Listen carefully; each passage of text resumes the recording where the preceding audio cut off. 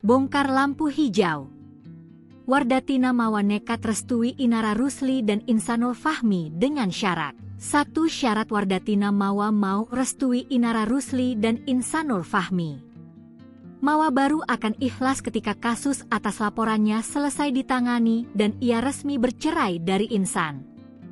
Hal ini terungkap dari obrolan Mawa dalam sesi live TikTok seorang dokter, Kamis, 4 Desember 2025.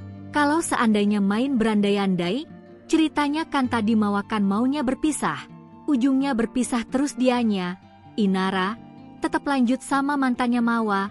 Apakah Mawa siap di posisi itu?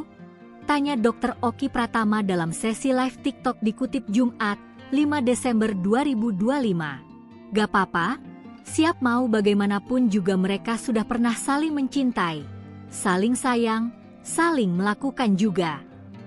Jadi ya udah, ikhlas, sahut Mawa. Masya Allah, puji Dr. Oki Pratama. Bagi Mawa, melihat secara langsung suaminya bermesraan dengan wanita lain lewat rekaman video membuat dirinya sudah mati rasa. Ia pun mengikhlaskan jika kelak Insanul resmi menjadi mantan suami akan meneruskan hubungan dengan Inara Rusli.